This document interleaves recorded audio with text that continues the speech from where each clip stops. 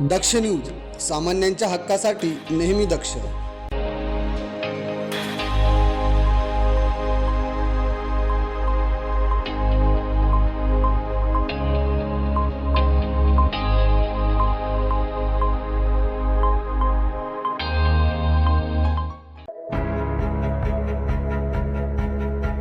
उपमुख्यमंत्री अजित पवार यांच्या अकाली निधनाने संपूर्ण महाराष्ट्र हादरला आहे. त्याच पार्श्वभूमीवर दिंडोरी तालुक्यातील जानोरी गावात शोकाकुल वातावरणात दादांना भावपूर्ण श्रद्धांजली अर्पण करण्यात आली.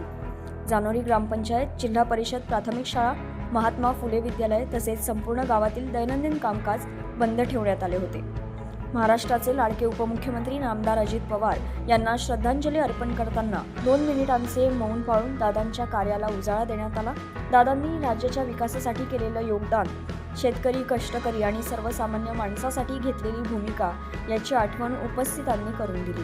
दादा म्हणजे धडाडीचे नेतृत्व आणि विकासाचा ध्यास अशा भावना ग्रामस्थांनी व्यक्त केल्या. यामुळे संपूर्ण जानोरी गावात एकजुटीचं आणि शोकमग्न वातावरण निर्माण झालं होतं. यावेळी गावातील नागरिक, शिक्षक, विद्यार्थी, युवक, महिला भगिनी मोठ्या संख्येने उपस्थित होते. संतोष विधाते, दक्ष न्यूज, दिंडोरी.